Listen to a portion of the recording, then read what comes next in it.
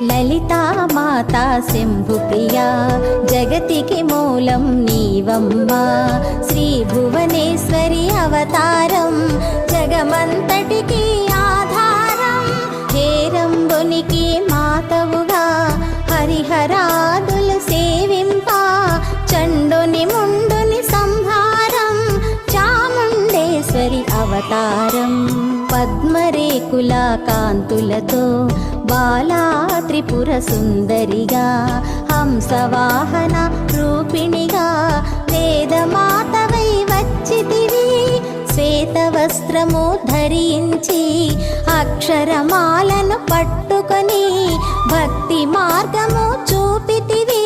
జ్ఞాన జ్యోతిని నింపితివి